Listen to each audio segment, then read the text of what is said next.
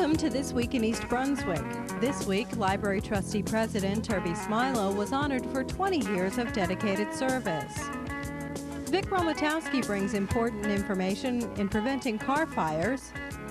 And nationally known children's book author Jerry Spinelli visited with children and parents. These stories and more are coming up, including 2 theater performances, one at Crossroads and one at the high school, the annual Recreation Department Turkey Trot, and a review of Monday night's council meeting. But first, here's a rundown of the program schedule for next week on Channel 8. Monday morning, Lenore Kulik starts off the week with low-impact aerobics at 10 a.m., and on Wednesday she continues with work on the tummy at 2:30 and at 7. Stories from the library can be seen on Monday morning at 10:30 and Wednesday at 3 p.m. Due to the Thanksgiving holiday, there won't be a cablecast on Thursday on Channel 8. Therefore, Aging Aspects will be shown Tuesday night at 7:30. On Wednesday evening, Dolly Vasta travels to the new Crossroads Theater at 7:30, and The Arts features New Jersey designer Craftsman at 8 o'clock. This Week in East Brunswick will return on December 5th. Tune in to the Channel 8 Community Bulletin Board for Saturday's programming schedule and for community announcements. Before Tuesday night's library board meeting, several board members, staff, and friends of the library gathered to honor Turbi Smilow, board president. Mrs. Smilow has been a member of the Library Board of Trustees for 20 years and president for the last 10. Board member and longtime friend Jim Hess read a resolution honoring Mrs. Smilow.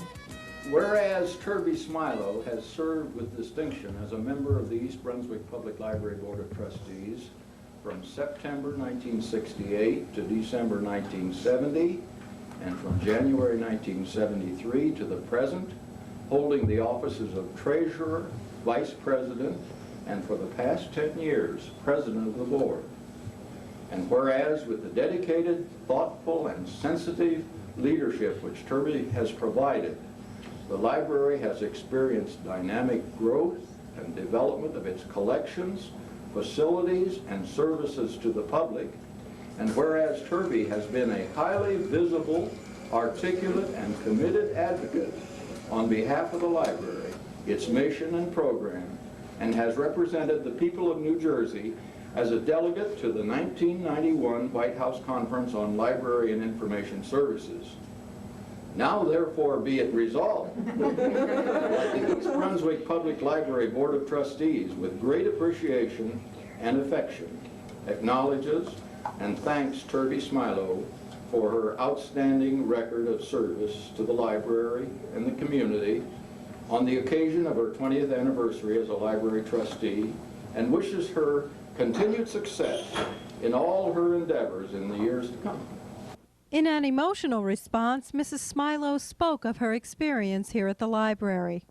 I've often said that the one legacy I think about leaving on this earth when I'm gone is my kids, but certainly part of that legacy for all of us will be this very special institution, and I think we're all very charmed to be here together. So I thank you very much. This is way more than I could have expected or hoped for, and I'm really very grateful. So thank you very much.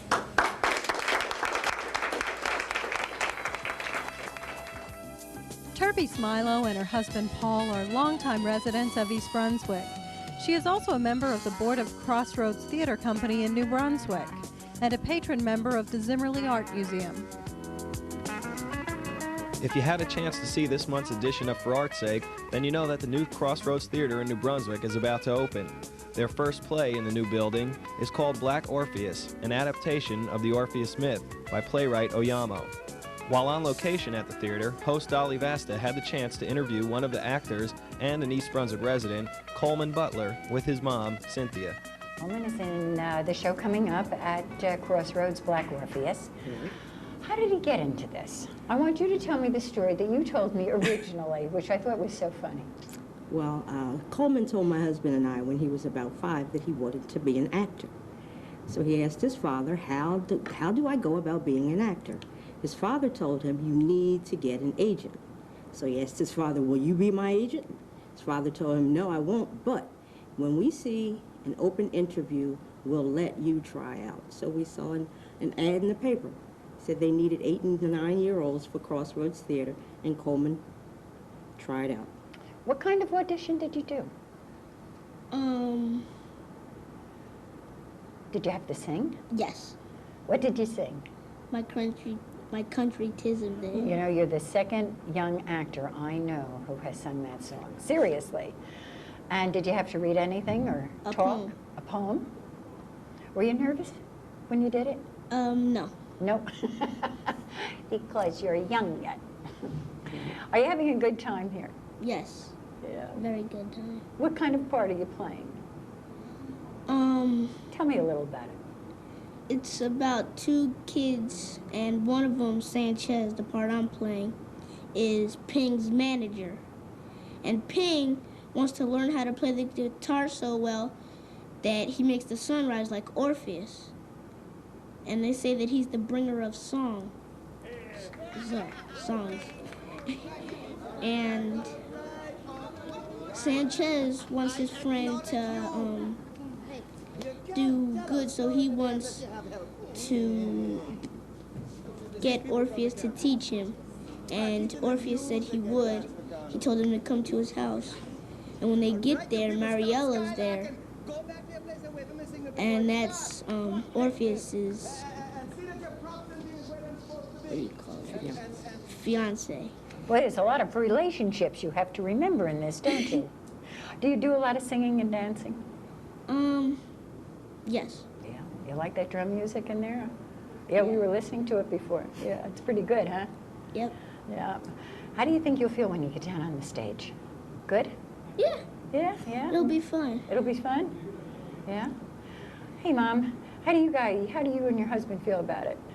Well, my husband is fairly blasé about it. I think I've probably lost my mind. I'm more excited than anybody in the family. And how many tickets are you going to sell? Oh, I have no idea. A To lot. the immediate world. A lot. Just in family, there'll be a lot of tickets. Oh, that sounds wonderful. Now, you go to Chittick School, right? Yes. So for all the youngsters who are watching from Chittick area, what grade are you in? 3rd. 3rd. Now, how do you work all this out with your schoolwork? Well, Is it difficult? no. No? Since You're so bright. yeah. Listen, I'm glad you have a tremendous amount of humility. But Mom told me a story before, right, Cynthia? What was the story about doing your schoolwork? He keeps this and his schoolwork totally separate. If No he longer? doesn't get his schoolwork done, he can't be in Black Orpheus. That's right. You see, so you don't have a lot of choices, do you? No. Do the kids know in school that Yeah. they do know you're doing it? Yeah. Oh, I was going to say because they certainly know it now. Well, I know you have to get back to rehearsal, but I want to thank you. And as they say on the boards, break a leg. Okay. Cynthia, thank you so much. Thank you. Morning. Quick little message from your fire department. Right now, with the leaves falling as they are around town, people are having their leaves picked up as fast as they possibly can by our Public Works Department. But while those leaves are out in front of your home, sitting in the curb, they have a tendency to be in an area where you usually park your cars. One thing that we would like you to be totally aware of is the fact that while those cars are parked on top of those leaves, you're looking at creating a hazard not only to yourself and the possibility of losing your car, but also to us as firefighters for East Brunswick. The leaves that are there now, most of them are pretty dry. And as you come in with your car, either from a trip at the end of the day, or in the morning if you go out to warm your car up to get the frost off before you go to work, one thing you have to realize is the fact that this exhaust system that's underneath your car is extremely hot. We wouldn't think that you would take a candle and place it to a drape near your home.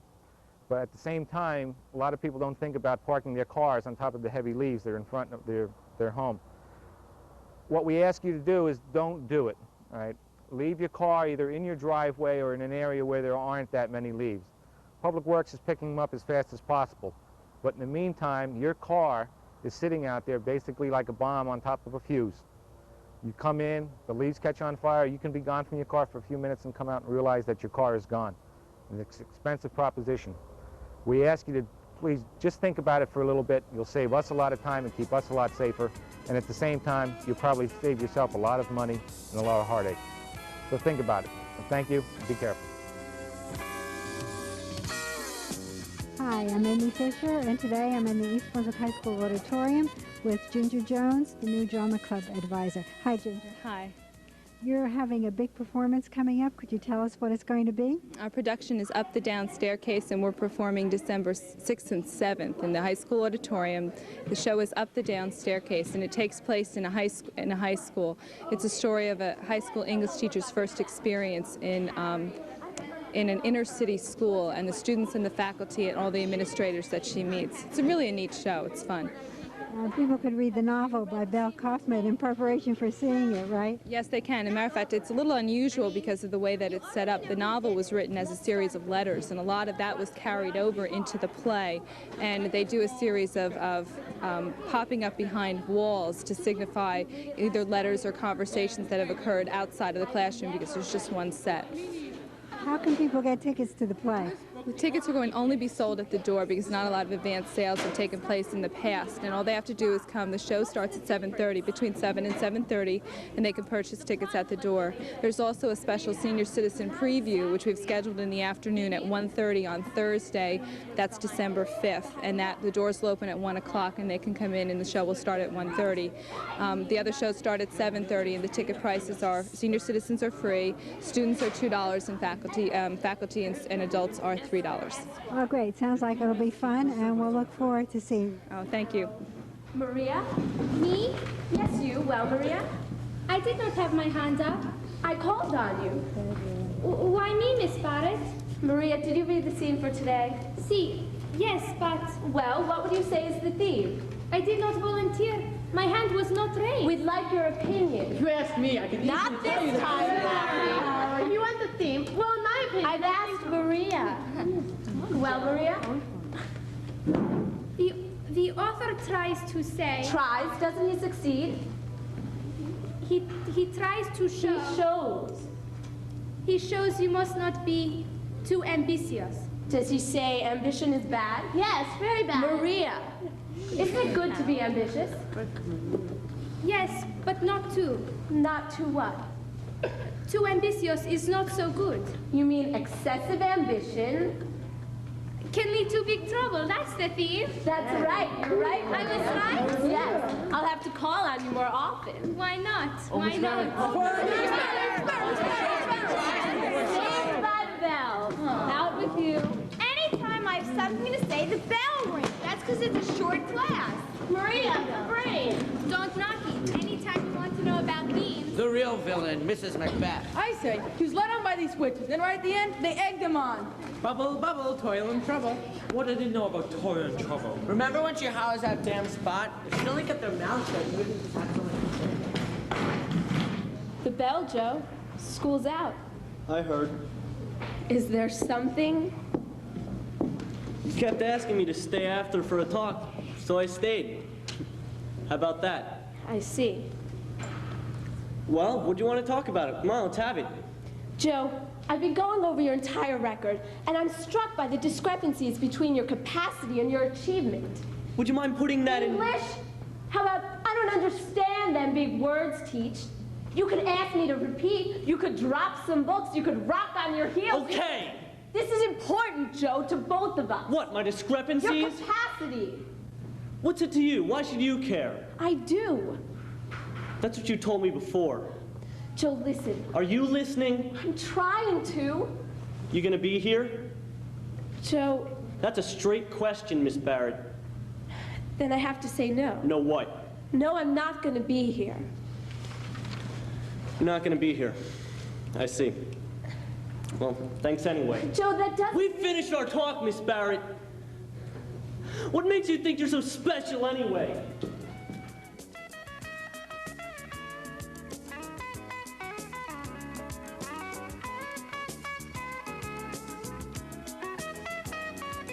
Children and adults gathered at the library Tuesday night to listen to their favorite children's book author, Jerry Spinelli. Spinelli has written several children's books, including Maniac McGee, Who Put a Hair in My Toothbrush, and many others. Spinelli delighted the crowd. I was shy. And I just didn't have the nerve to say it to her. Any of you kids ever have that problem? You know, you want to say something to somebody, but you just don't have the nerve to get up in their face and say it? Yeah. How do you handle that problem? How do you handle it? Somebody raise their hand and tell me. Yeah. Whoa, a brave person. Wow, I'm looking for the cowards here. Yes. You write it down? Yeah. What's the other common solution to this problem? The real coward's way out. Oh, well, you just total chicken. Yes. Have someone else? Yeah, have somebody else do it. Probably have somebody else do the dirty work or write a note. That's probably the two common solutions to this problem, right? And that's what occurred to me. Yeah, I'm going to write it. So, great. I know what I'm going to say. I'll write it down. I got a problem. I can't write.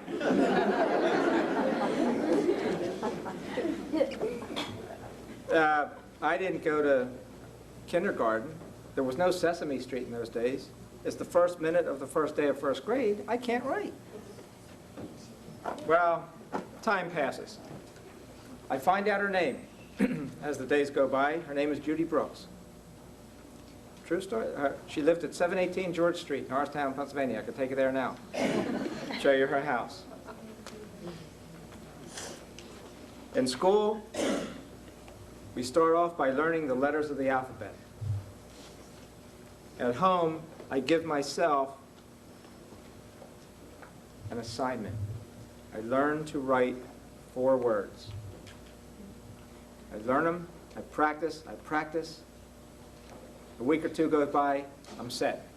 I come into school one day, sit down, get out a piece of paper, pencil. I start to write what occurred to me that first minute. Big block letters, you know, first grade. Will you marry me?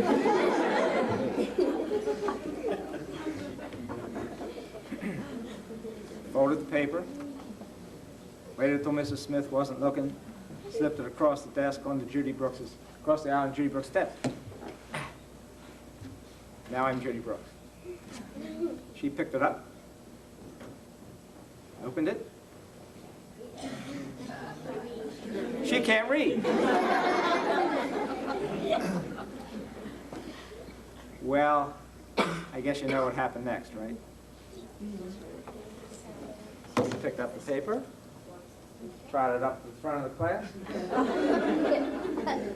and gave it to Mrs. Smith. Yeah, my reaction exactly.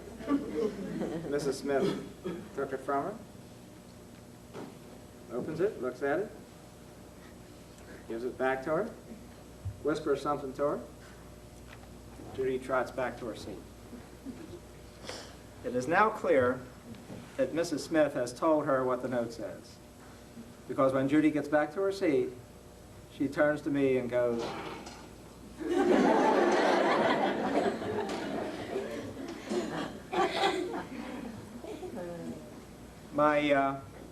my first written work, 4 words, and already I'm rejected. You can see Mr. Spinelli's discussion in its entirety on Channel 8 in December. Check the Channel 8 Community Bulletin Board for dates and times.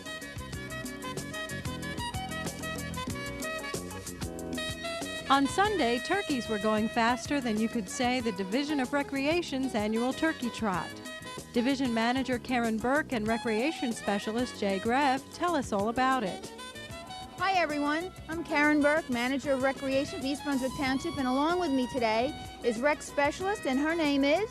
Jay Greff. And Jay's been with us about a year, and this is her first annual Turkey Trot, but she has the lead this year, the 29th annual family event Turkey Trot. This is one of the greatest events I think that we do all year. It's we've been blessed with great weather, You agree? Yes, absolutely. And we've added some new events this year, and I'd like to have Jay just tell you about what we've done. So if you didn't make it this year, next year I want you to listen up very closely to what Jay's going to say, and she'll tell you the new event. Hi, everyone. This year we've been lucky enough to add a crawling contest for everyone under 2. This year we're able to take care of everyone in the family. Crawling contest is 15 feet of crawling. And for those children under 2 who can walk, we have a toddling contest, which is going to be 15 yards, held over in our field.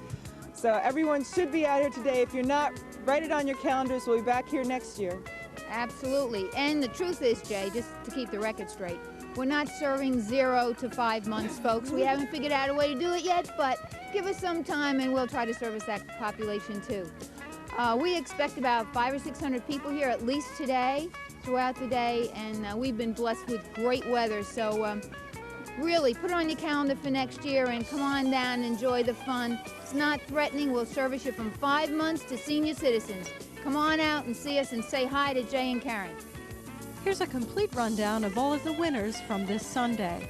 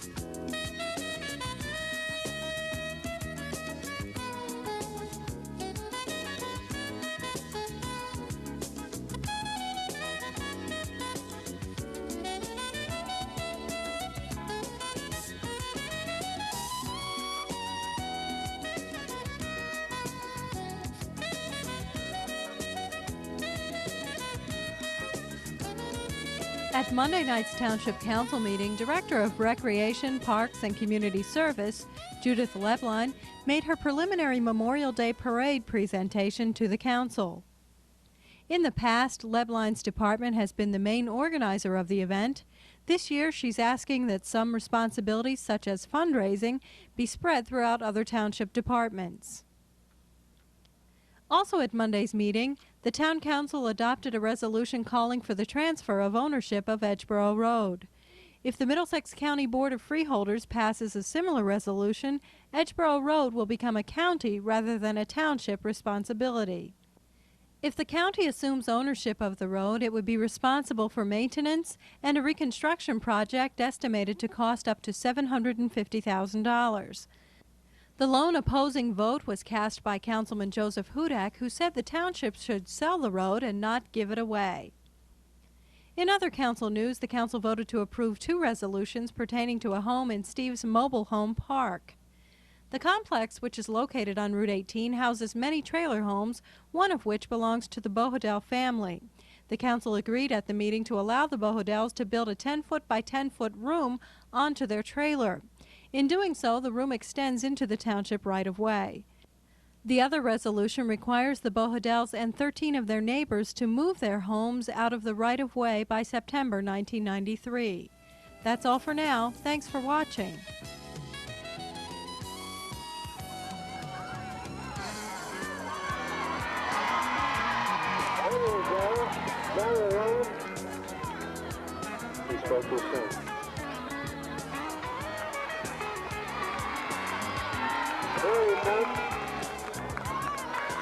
Uh-oh, don't go backwards.